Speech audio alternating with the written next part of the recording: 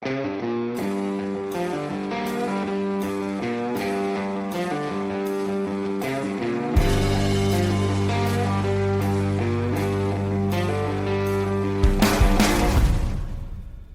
and welcome to episode 15 of the Time to Calibrate podcast. I'm Mark Levesque. Co-hosting with me today are Brent Rubiar from the Calibrated Wrist and Bob Alaby from the Time to Go Travel and Timepieces YouTube channel. Now, we're very fortunate today to have with us an industry veteran that has worn multiple hats over his career. He's worked in journalism, retail, consulting, even auctions. Today, he's the head of Massena LAB, which is a sister company of Massena House. However, my earliest recollection of his work was on Timezone.com, where we both participated a whole bunch. William Massena, welcome to the show. Thank you. Thank you for having me. It's a pleasure. Now, just like many podcasts or watch podcasts, we normally start off with a wrist check. And since you're the guest of honor, what's on your wrist, William? I'm wearing, I don't know if you can see it. It's Minerva from the 50s, an 18-karat rose gold mono pusher. It comes with 13 linear movement, which they use still today with Mont Blanc. You know, they have those mono pusher chronograph. So that's one of the early ones early one, the movement comes from the 20s, but that's one of the early wristwatches that they made with it in the 50s. Beautiful, beautiful. Well, I guess you win. We don't have to do our checks now. Fantastic watch. I didn't even think about it this morning. I'm going to stay home all day and I was thinking about wearing that. So. Brent, what about you? Well, this morning, actually, I am wearing the Elliott Brown Holton Auto GMT. These are some guys that we met in Toronto at the Toronto Timepiece Show. I guess I'd been introduced to their brand probably about a year earlier through Jason Heaton of the Great NATO podcast. And it was a real pleasure to meet them. And because they're going to be in Vancouver, they sent along a couple of pieces for me to take a look at. One was this, and the other is their Beachmaster Nevo. I'm a real big fan. Obviously, I'm a tool watch kind of guy, so really, really enjoying the time that I get with this one. Yeah, I saw it this morning on Instagram. It looks really good. Thanks. What about you, Bob? So I'm actually wearing a brand also that's going to be at the Vancouver show, a new company out of Los Angeles, Camp Watch Co., the Field Timer.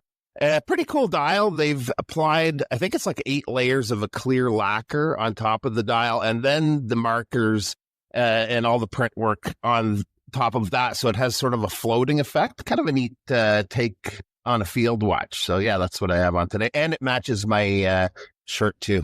That's the most important thing. The most important for sure. I've got my Isotope Hydrium California on the leather bracelet that was supplied with the watch. One of my favorite watches, always makes me smile every time I wear it.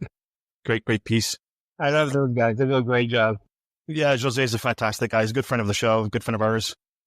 So before we start, I want to talk a bit about the old days. Now, on Timezone, in the late 1990s, William and I had a mutual friend by the name of Terry T-Bone. Oh, yeah. He would do a weekly wrap-up on Sundays where he would poke fun of whatever happened during the week. And he was a brilliant writer and just a really funny guy. And so I've got this little snippet from March 15th, 1999, where he mentions our guest. So I'm just going to read that out here. So I see William Massena was feeling much better this week after hitting a 30-year watch low on Saturday. If this guy can't get wood over a watch, who can? Seems he is going to have to spend all day sitting at a table with Dowling, surrounded by all those Rolexes. This could have indeed brought about a mild depression. To boost his spirits, Michael Friedberg posted a scan of an old military piece, Mildred, I think he was, and he got right turgid. He felt so much better by Tuesday that he and Hans gave us lessons on how to pronounce lang and Nardin and Tutima. Glad to see you're feeling better, William. It unnerves me a little when guys like you get depressed. Now, if some of you guys don't recognize some of those names, Michael Friedberg went on to work for IWC. James Dowling, a.k.a. Mr. Rolex, needs no introduction really because he kind of wrote the book on the subject. And unfortunately, Hans Zbinden passed away in 2016. He was one of the pioneers of online watch enthusiasm and a mentor to many of us. He also has the distinction of having posted the very first ever online watch picture on a forum. Yeah. It was an offshore, a Viaduct offshore. Yeah. And then we used to call them scans because this is before or at the very verging photography, digital photography. And many of us, myself included, used to lie watches on a flatbed scanner with the lid of a watch box on top of it as a light box, and then scan the watch and then post it on Timezone. We're using HTML codes that we had to know by heart because there was no uploading pictures. You had to find a hosting site like Photo Bucket, but Zing or some other one, and we call them scans. And you post the title and you put little parentheses and put scan, and that would be in there. So, William, you ever, by the way, you still have to post codes and you still have to find a host to put a picture. Yeah, Timezone's still stuck in the 90s, which is fine. It's charming, but it's not what it used to be. That's for sure. So, William, do you still think about those early years in the internet watch community? Yeah, well, first I ran into Terry maybe 2 or 3 years ago in Geneva. He was there doing Watch and Wonders, and I kind of recall old memories. But do I remember Timezone? Absolutely. Timezone was a youth school. You have Timezone people, and they went to Timezone University in a certain way. And I feel I got my PhD at timezone.com, and as a watch guy. Yeah, of course, Timezone will always be with me. I mean, I managed the site for nearly 15 years.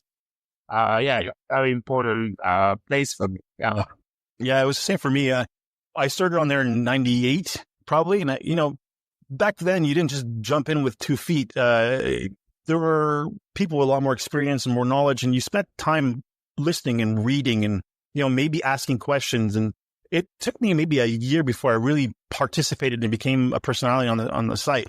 And people like you, like Richard Page, and a bunch of other people that are just really great writers and great educators, and the enthusiasm was very different. It was a different community, and I loved it back then, very much so. Yeah, I liked it too. It's very different. I mean, you cannot really compare to today.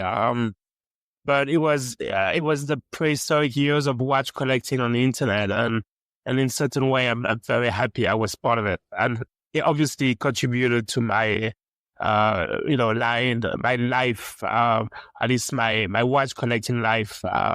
Now it's a big important part of it. Yeah. Do you have any favorite memories or stories from those old days? Maybe like the Rolex wars back then, or you mentioned Terry before. Do you still keep in touch with Richard sometimes? I haven't talked to Richard in maybe 10 years, maybe 7 or 10 years. He's doing watches again. He's back at doing watches, but I haven't talked to him in a long time. I think the last time we talked was maybe 10 years ago when he was launching his brand, or he was launching a new brand. My favorite memory of Timezone is actually a weird memory. We were in Basel I think it was 1999. And you guys have to understand that in the old days, the Basel world didn't like us. The internet was pornography. That was what the Swiss thought. It was just a little fair, a little thing that was going to pass away and that we're going to go back to, the old days. So we were not really welcome at Basel World. The public was, had access, and we were like part of the public, but we didn't have access to the booth. And they would basically ban us from coming in and asking for stuff or making appointments. And 1 year, Gunther Blumlein, who was the CEO of Lange, and that was the year that he was also the CEO of IWC and of Vigéja Lecourt. And 1 year, I think it was in 99, maybe it was in 98, I'm not sure. He invited us in the booth, and we were all shocked. Friedberg was there, obviously. Hans was there. There were other people. I don't remember who. Michael Hickox was there. Like a few collectors were there, and we entered the booth. And I remember we thought that maybe those guys were going to kidnap us because we were more about, maybe they were going to kill us. We didn't know. And they offered us champagne. I would always remember this. They offered us a glass of champagne, and we looked at each other and we were like, should we drink this? And they sat us down and they started showing us the collection. And we were like, shit, we made it, and I have to give credit to the late Gunther Blumlein for doing this. And then, then Lange was one of the first brands to advertise on Timezone. Lange and another guy that has to be mentioned, Biver. Biver was also a big contributor to Timezone. They were buying an ad on Timezone for $500 a year. and you had a contract, a forever contract, $400 a year forever. And when he left, Blancpain, the new guy in charge, said, I don't want to advertise anymore. I was so happy because He moves that space to someone else. Yes. So this is my current souvenir. Yeah. So from 2006 to 2020, you were the managing director of that site, Timezone.com. And you lived through a lot of changes with the emergence of What You Seek, blogs, and all shapes and sorts of media and social media otherwise. How is it working for Ashford.com and dealing with all that change? Was there a lot of pressure for you to drive traffic? So no, let's go back. So Page owned the website in 1998, and so Timezone was first owned by a Singaporean website that was a Rolex dealer, and the site was bombed in 1996. Somebody came and basically did a DOS attack on Timezone. They shut it down. They had a lot of pressure. They were Rolex dealers. They had a lot of pressure from Rolex to get rid of Timezone. There were like 15 of us at the time.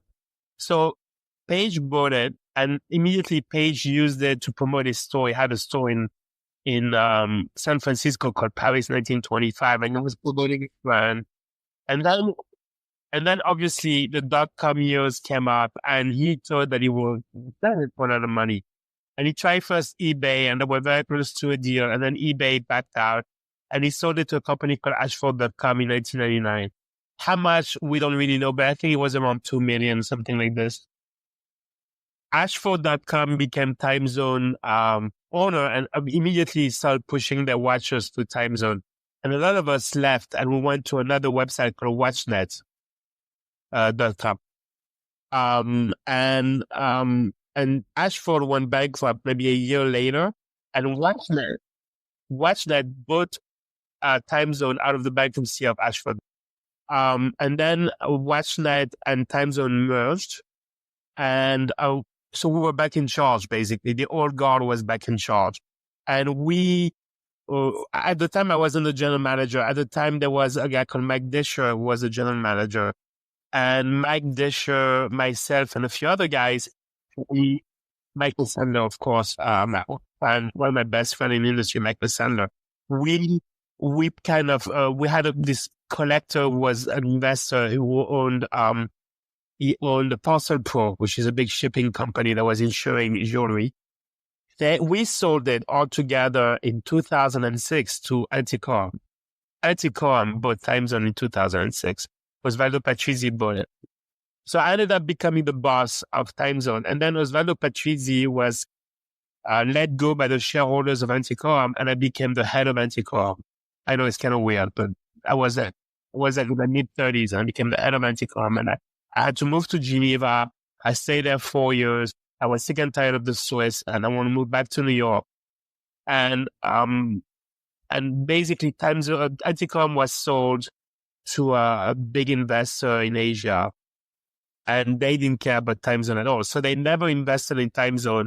They let me manage Timezone, but between 2010 and 2020, they never put a penny in Timezone. I don't know what's going on now, but it was a big problem for us because obviously the site needed to be upgraded. A lot of things had to be done. And Timezone now looks like exactly the same as it did in 1998, which is kind of fun in a way. If you want to go back the old days, you go to Timezone and you see how it happened in the old days, and it's exactly the same way. But that's basically the story of Timezone. And it was in 2010, we were one of the biggest websites in the world about watches, and now it's like a ghost of its former self. Yeah, when Ashford bought Timezone, you're right. A lot of us took off. I went on to WatchZone.net. I don't know if you remember Terry Allison and that controversy. So I was the main forum moderator for that site, and we made that grow until TimeBeat.com bought us. And we got stock shares, penny shares that had a strike price that was way too high. They were worthless.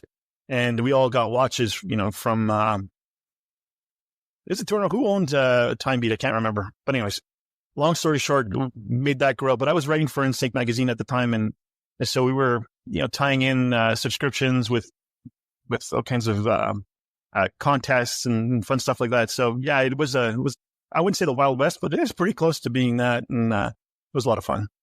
So yeah, from those days through your career into journalism, was it like me when you got into journalism? Because I believe you did do some of that. I remember I started writing on Timezone. Richard would have contests and so forth for whiz pins, if you remember those.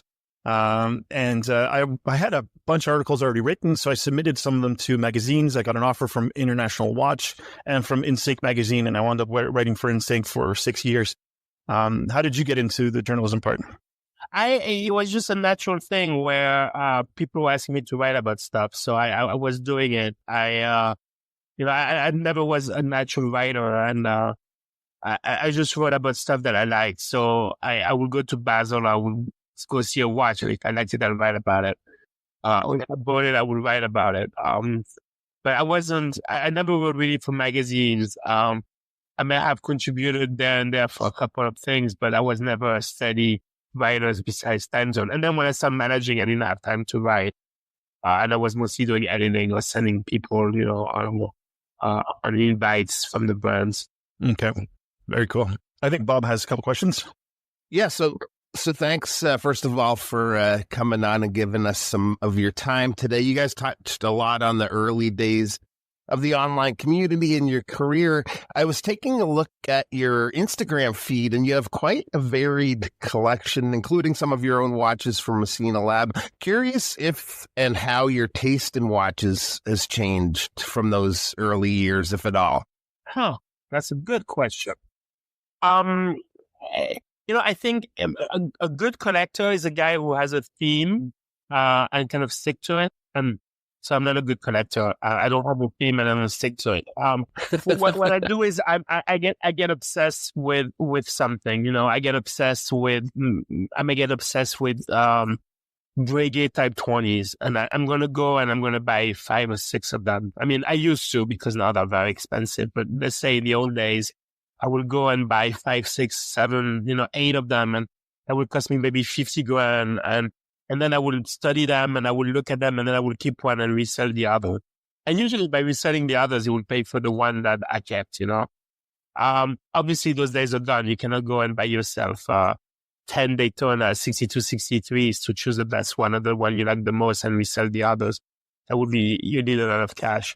So now what I do is basically that was basically my MO for many years, where I would buy a lot of things, get obsessed about it, and then keep one as a memento sometimes. But I have watches in my collection that I have for 30 years, and I kept them that way.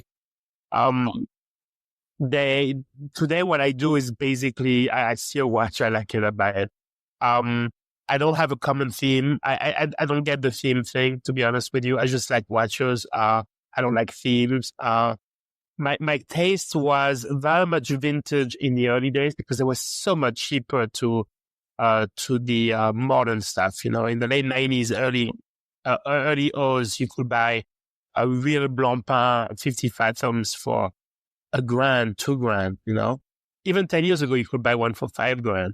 So I was very much into that because you could buy those really historical brands for cheap. Now I'm much more into modern. I think about 15 years ago, maybe it started with Journe. We really, when I met François Paul and I started to get involved, the advantage of speaking French is you can really get involved with those guys. You can really spend time with those guys, because a lot of them don't speak English.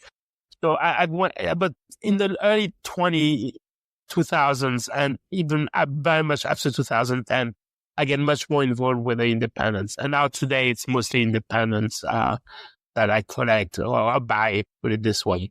And it's because I spend time with those guys. I like them, Journe was the same way. I bought a lot of Journe early on because I liked him, and you could buy his watch for 60, 50 cents on the dollar. It was a different days. But today it's mostly the people, to be honest.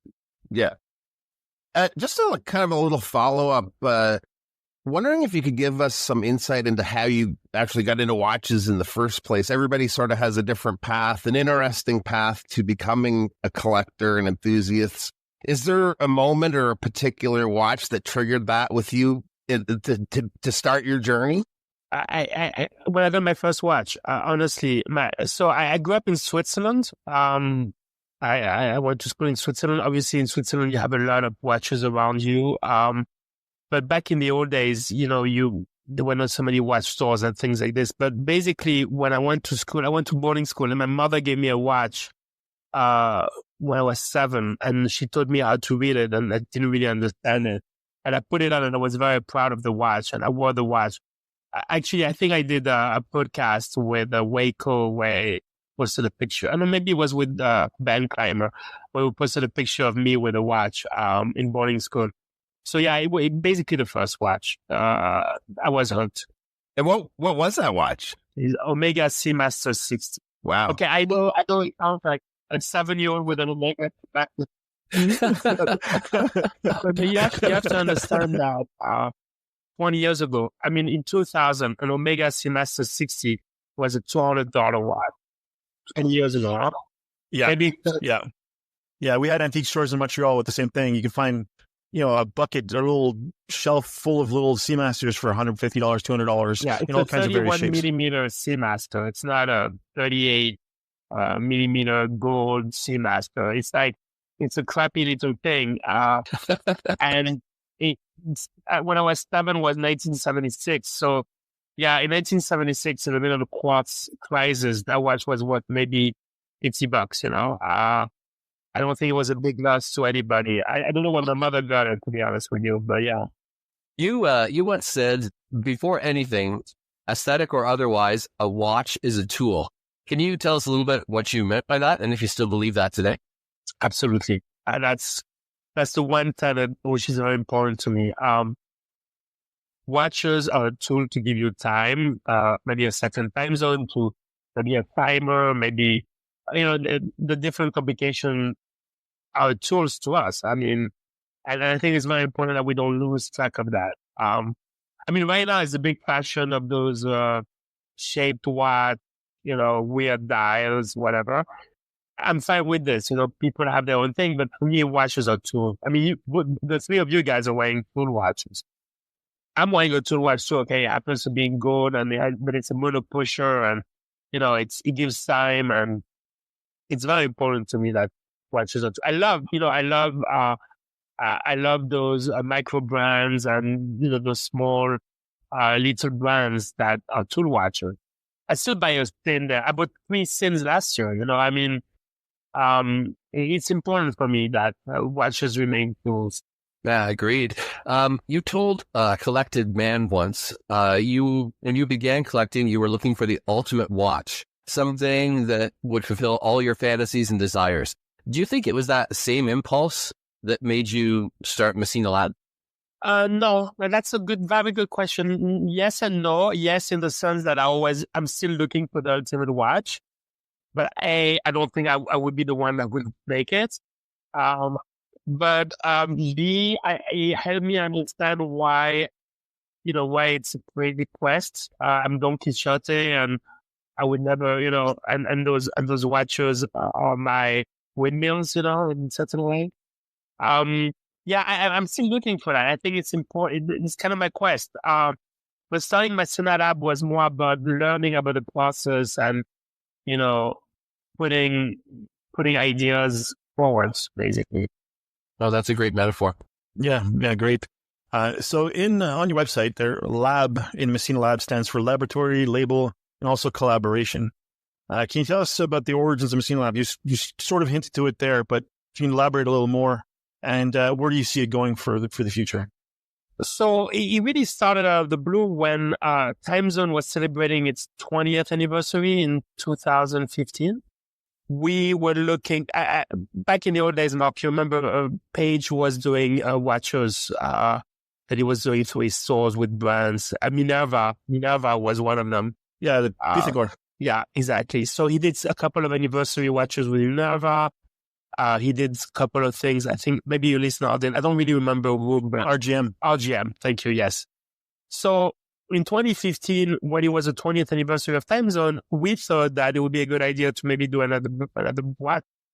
We hadn't done one in nearly 15 years, maybe even, maybe 15 years. So we approached a brand that I really like, which is Habring, Maria and Richard Habring.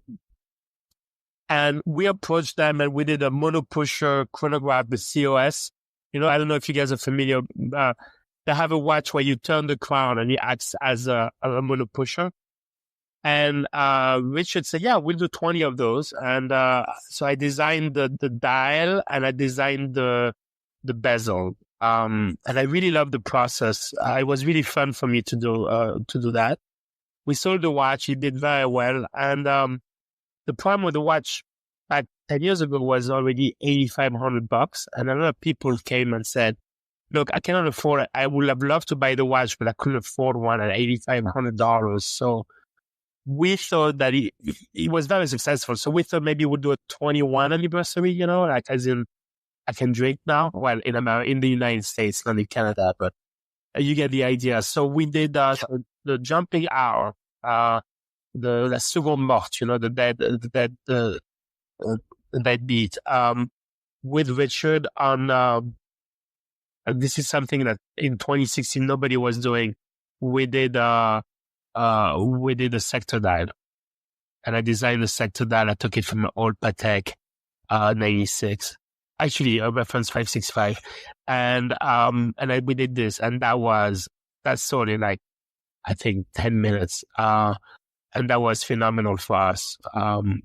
So this was 2016. That was right before our Watch and Wonders SIHH. We launched the watch in very early January, and SIHH was mid-January. And a lot of people at SIHH were telling me, "Oh, this is great. You should do more. You should do more. You should do more."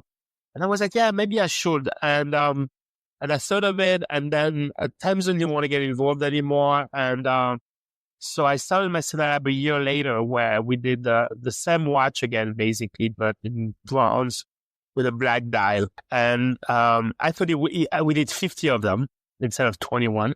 And I thought that would take me 6 months. So I was looking at launching around Christmas 2018 and taking 6 months to sell the watch until mid 2019, and then buy something else or do something else with somebody else. And, 50 watches for me, I thought was crazy. I was going to take me a long time without Timezone support. But we sold in 5 hours, basically. So I had a big problem. In 2019, I had no watches. And we basically, the whole year, I worked on making watches for 2020 and 2021. So the whole year, I went to Switzerland. I was doing my little plans. I'm going to do this and that.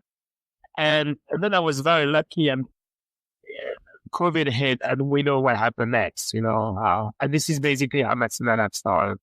I was extremely lucky that I had, in 2019, I had planned big dreams for 20 and 20. So everything you saw in 2021 was planned in 2019.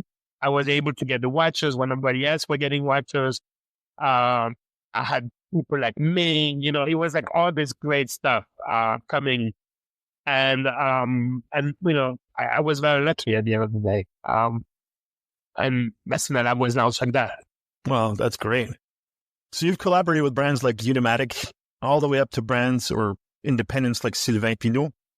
The latter collab won you the prestigious GPHG Chronograph Watch Prize in 2024. This is going to sound like a silly question after what I just mentioned, but which of your collaborations has been your favorite so far? They're all fantastic. I mean, it's like kids, you cannot say, "Oh, this kid is better than that one." Sure you can. I have 2 kids. No, I'm kidding.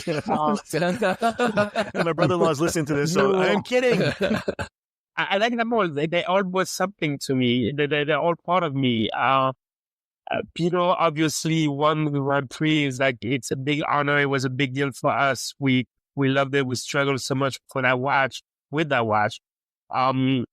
But, Unimatic, I mean, these are my Italian brothers. We've done so many collabs together.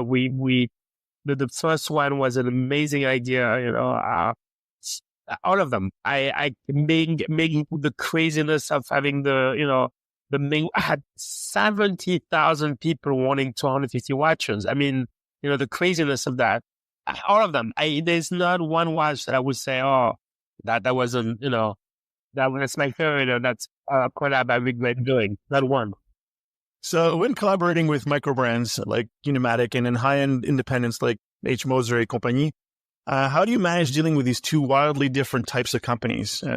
How does that work with you? Well, I have an advantage is I'm used to deal with different people. I think I really stick to the watch and really about the brand and the ethos. I try to move the ethos to a certain point. I try to move the line for those brands. Obviously, micro brands have less to lose than big brands. But at the end of the day, there's an aesthetic that comes with me, and there's a certain vision of watchmaking. And if those people agree to do a collab, we end up doing something nice. You have to realize 20% of my collabs never make it, So, Oh, wow. yeah, the death rate of a collab is about 20%. Right now, it's more like 25%, but yeah, on average, is about 20%. Yeah. And how far do you get down the line by the time it gets killed? It really depends. One brand, it was very close to launch, and that was very hard for all of us. But usually it's early stage, like before we do a prototype.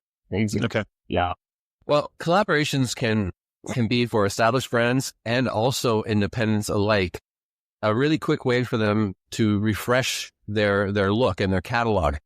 Outside of collaborations where you yourself have played a role, what ones stand out for you?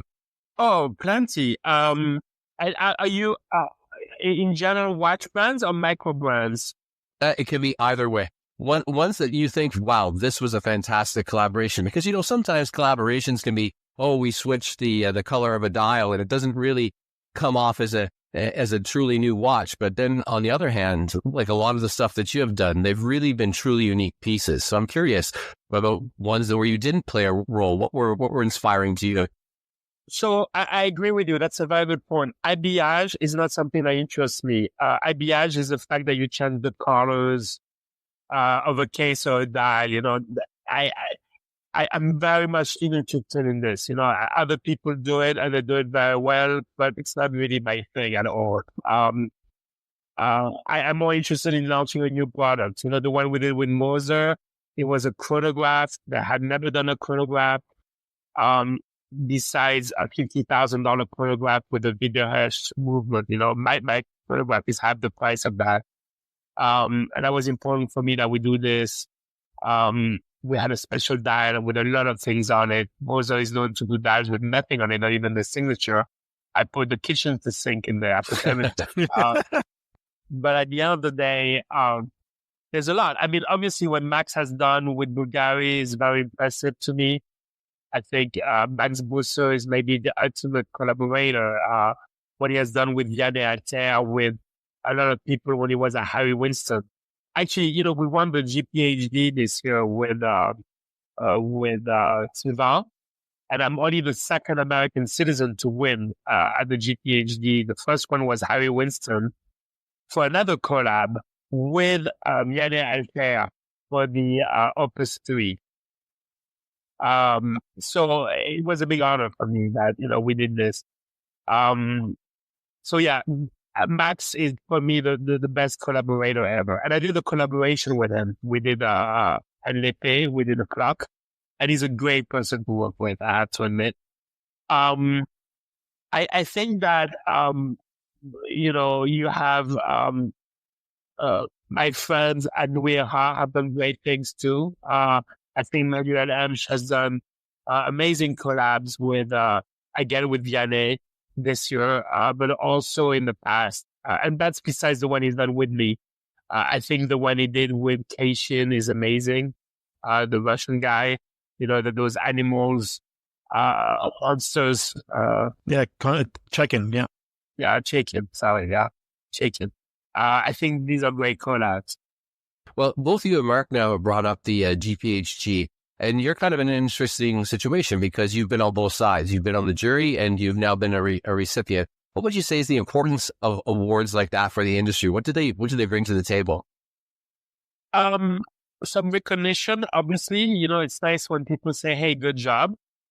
The most important for me was, and I think also for Sylvain, was a teamwork. It's for our team. You come back with a trophy, you win it for the team. It's more important internally than externally. Great, obviously, it brings It brings a spotlight on your brands and people are more interested. But I have to admit that after 3 months, we feel that it's really the team feels that, hey, we did a great job here. We did a great product. And that's very important for us. Yeah, recognition from your peers. That's fantastic. So we also noticed that on your website, you have branded watches under the Massena LAB banner. How are these watches going? What's the goal with the brand? And if the brand takes off, will it replace your collaboration work?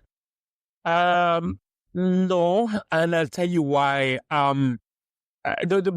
Most of the Massena LAB watches are sold out, and I haven't done anything besides maybe the Pagès, because the Pagès watch is a collab, but it's more of a passive collab than an active collab, where I will supervise the movement construction.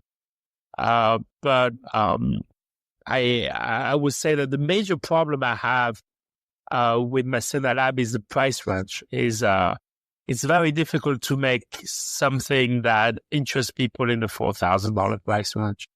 I don't want to go below, to be honest with you, because if you go below, it's very hard to get the Swiss label in certain ways. And I really want to work with Swiss people for a lot of things. I don't really want to go China for many reasons. And not so much of a quality, but more about making things by hand and, this whole process. The problem is in the $4,000 price range, people don't appreciate watches like this. They rather go in the $2,000 or in the $6,000, $7,000 price. The 3 to 4 chronograph is very hard. I did a collab with Ashford. I don't know if you guys saw that last year. We did a watch with a new brand. We did the Maxigraph. Now, that's a watch where they took a 7750 or the equivalent to the Celita, the 510, and they basically completely reworked the movement. Like crazily, it's 6.6 millimeters smaller, thinner, completely new complication on top of it, basically made by hand because I'm making only 25 of them. And it's not, I thought people would jump on this like it's the next best thing, because the margins are so thin on this one. And yet we sell them, but it's not crazy good, And when you see that people cannot appreciate a real complication at a very good price point with a really modified movement that is, unique. Nobody else can do it because they have patents on it. You're like, why bother? Why bother make another $4,000 watch in Switzerland to people that rather buy a $1,500 Chinese watch or a $7,000 Tag Heuer, which is understandable. I'm not blaming them for either. I'm not blaming them for the 1,500 or the 7, but I want to be in the 4,000 range and I want to do a Swiss movement. But it's not like, we don't get the appreciation, we don't want to do it. It's just that it's not worth it. I'd rather put my money in another cola. I got a couple, kind of a question, sort of 2 questions, actually, back to your own personal watch collection. Just being into watches for so long on so many different levels, is it tougher for you to get excited about watches nowadays? And then just sort of a secondary question, wondering also if you have any watches you're currently excited about that maybe are going to be new additions to the collection here this year. Oh boy. So, yes, I had a couple of things. I buy a lot of independents, so we usually take 2 or 3 years to make them, sometimes more. I'm getting very soon my Petaman Beda. I don't know if you guys are familiar with them. It's a Swiss brand. They won twice at GPHG, independent guys. They're making a dead cycle for me that should come out maybe by mid-year. I'm very excited about it. With this, I need to dive together. Yes, so these kind of things are exciting to receive. I know I'm going to get them this year or next year. I love new stuff. Yes, I love cheap watches. I like the Isotop, for example. This is something that if I see one, I get really excited about. Believe it or not, yesterday I saw my friend George Benford release a maybe $2,000 diver watch in ceramic, different colors. I love that watch. I may get one of those. I don't know which color. That's the problem. I like the blue one, and I like the khaki one, the olive color one, the military one. So I may get both. I don't know. But that I get excited by this stuff. I get excited by small independent stuff. Yeah, there's a lot of things I get excited about. You know, I go to the Timezone event in New York. I see stuff that I like. I get excited all the time.